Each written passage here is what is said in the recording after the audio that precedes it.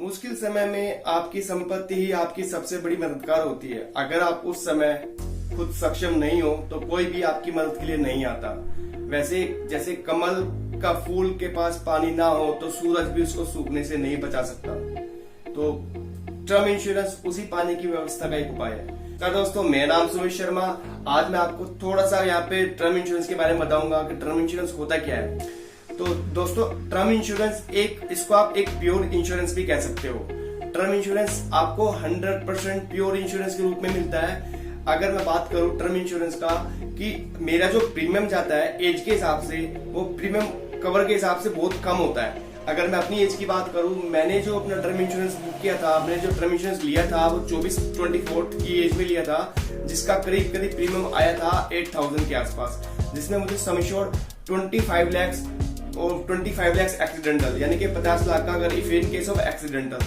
तो term insurance में ये रहता है कि अगर मैं उसको अर्ली एज में बुक कर लेता हूँ और मेरा जो टर्नओवर, अगर मैं टर्नओवर उसका 60 या 75 ईयर्स तक चूज करता हूँ, तो मेरा वो एज इट इज वही प्रीमियम चलेगा। और रही बात कि टर्म इंश्योरेंस आपको फाइनेंशियल प्लानिंग में भी सपोर्ट करता है। मान लीजिए अगर मेरी 50,000 की सैलरी है और यहाँ पर मेरा जो भी एक्सपेंडिचर है, जो घर के हाउस होल्ड का जो एक्सपेंडिचर है और जो मेरी इन्वेस्टमेंट्स है, सारी की सारी मेरी सैलरी से निकलती है। अब गॉड फॉरबिड ऐसी कुछ हैपनिंग हो जाए मेरे साथ कि मैं ना रहूं, तो मेरी फैमिली को फाइनेंशियली बहुत बड़ा झटका लग सकता है। तो इसलिए टर्म इंश्योरेंस वहां पे सपोर्ट करता है। Physically I would not be there, but financially वो स्ट्रॉन्ग रहेंगे। जितना कवर मेरे को मिला हुआ है, जितना कवर मैंने लिया हुआ है, my nominee will get that amount. उस अमाउंट को वो बैंक एफडी में रखे, पोस्ट ऑफिस में रखे, वहां से जो इंटरेस्ट आएगा वो उससे अपना सर्वाइवल कर सकते हैं। जिससे कि जो प्लानिंग मैंने की है बच्चों के लिए या फिर अपनी बच्चों की शादियों के लिए की कर रखी है, स्टडी के लिए कर रखी है, उनके लिए पैसा जोड़ रखा है SIP के थ्रू, तो वो उसको प्रोटेक्ट करेगा, वो कंटिन्यू रहेगा। अगर वो मेरे पास टर्म इंश्योरेंस नहीं है तो वो ब्रेक हो जाएगा। उससे फैमिली को बहुत सफर करना पड़ता है। तो फ्रेंड्स, हम लोग सर्विस मोस्ट ऑफली करते हैं, कोई बिजनेस भी करते हैं, लेकिन जो सैलरीड पर्सन है घर से निकलते हैं तो रिस्क वहीं से इन्वॉल्व हो जाता है। कब पता है, कुछ नहीं कह सकते सर इसके बारे में कि कब क्या हो सकता है। तो अभी जैसे कोरोना चल रहा है, तो कोरोना काल में लोगों ने काफी टर्म इंश्योरेंस ली है, काफी लोगों ने डर के कारण भी टर्म इंश्योरेंस लिए है। बट बेसिक रिस्पॉन्सिबिलिटी ये है कि सबसे पहले फाइनेंशियली अगर आप कोई भी प्लानिंग करते हो तो आपके पास सबसे पहले टर्म इंश्योरेंस होना चाहिए।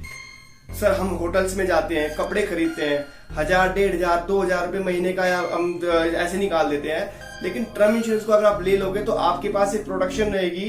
कल को अगर मुझे कुछ हो जाए तो माई नॉमिनी के पास है बैकअप, उसको कहीं कहीं दर दर भटकना नहीं पड़ेगा, उसको पैसे मांगने नहीं पड़ेंगे मेरी वाइफ को या फिर फैमिली को। तो वो चीज है कि टर्म इंश्योरेंस बहुत ही जरूरी है आज की डेट में। आप जब भी जॉब स्टार्ट करो तो सबसे पहले आप टर्म इंश्योरेंस लो। इसके मुकाबले अगर आप नॉर्मल इंश्योरेंस की बात करते हैं, जो एंडोमेंट प्लान्स होते हैं और जिसमें यूली प्लान्स होते हैं, उसके मुकाबले टर्म इंश्योरेंस के मुकाबले उन इंश्योरेंसेस में जो कवर होता है वो बहुत कम होता है। आपका प्रीमियम जाएगा ज्यादा। अब टर्म इंश्योरेंस में कम क्यों होता है प्रीमियम? कि आपको जो प्रीमियम आप कम देते हो वो प्योर इंश्योरेंस है, but end of the time, end of the year जो आपका खत्म होगा, टाइम पीरियड आपने जो लिया हुआ है, अगर मुझे कुछ नहीं होता है तो मुझे कुछ नहीं मिलेगा। तो वो चीज मत सोचिए। एक प्रोटेक्शन रहती है। आप गाड़ी का टर्म इंश्योरेंस कराते हो, आप घर का इंश्योरेंस कराते हो, आप गोल्ड ज्वेलरी का इंश्योरेंस कराते हो, इसलिए कि अगर कुछ कल को प्रॉब्लम हो जाए तो मैं इसका क्लेम ले सकूं। तो ऐसी ह्यूमन लाइफ है। ह्यूमन लाइफ तो आपका एक जनरेटर है जो इनकम को जनरेट करता है। अगर मैं उसी को प्रोटेक्ट नहीं करूंगा तो सब चीजें बेकार है मेरे लिए। तो मेक श्योर टर्म इंश्योरेंस आपको करना ही चाहिए। रही बात, आजकल 12 रुपए, 15 रुपए, 17 रुपए पर डे पे टर्म इंश्योरेंस का प्लान्स ऑनलाइन दिखते हैं। तो दोस्तों, सबसे पहले कोई भी टर्म इंश्योरेंस लो तो आप कंपनी का सेटलमेंट, जो क्लेम सेटलमेंट रेशियो है वो चेक करो। उसके बाद कंपनी का जो क्लेम रिजेक्शन सेटलमेंट है वो चेक करो। जिस कंपनी का सबसे ज्यादा रिजेक्शन सेटलमेंट रहता है वो क्या करती है, वो क्लेम को जल्दी रिजेक्ट करती है, तभी वो प्रीमियम को सस्ता करते हैं। भले ही आप 10 रुपए या थोड़ा पैसा एक्स्ट्रा दे दो, बट ऐसा इंश्योरेंस लो सो दैट कि आपके नॉमिनी को सफर ना करना पड़े। क्योंकि लोगे एक बार, सस्ता खरीदोगे तो बार बार रोना पड़ेगा। तो ऐसा ना हो कि नॉमिनी को परेशान होना पड़े। तो आप कभी भी टर्म इंश्योरेंस लो, चाहे वो ऑफलाइन लो चाहे वो ऑनलाइन लो, चेक करो। क्लेम सेटलमेंट रेशियो सबसे मेन चीज है। डॉक्यूमेंटेशन, इजी डॉक्यूमेंटेशन किसका है, कौन सी कंपनी सबसे ज्यादा जो क्लेम सेटलमेंट रेशियो देती है, वो चीजें सब चेक करो। चाहे इसमें कोई सी भी कंपनी हो, आप ले सकते हो, ठीक है जी। और अगर कोई भी आपको डाउट है, इसका वीडियो का पार्ट 2 भी बना सकते हैं। अगर आपको कोई क्लियरिटी चाहिए, कुछ आपको इसमें और अपडेट चाहिए, क्योंकि अभी फिलहाल मैं इतनी जानकारी नहीं दे पाऊंगा, वीडियो ज्यादा लंबा हो जाएगा। तो कोई भी इंफॉर्मेशन अगर आपको चाहिए तो आप प्लीज कमेंट्स में डाल के मुझे बताइएगा। और कुछ अपडेट करना है, कुछ यहाँ पर कुछ रह गया है तो प्लीज वो भी अपडेट कीजिएगा। कुछ गलती है या कुछ जिसको इम्प्रूव कर सकते हैं तो उसके बारे में भी आप अपडेट कर सकते हैं। So thank you so much sir.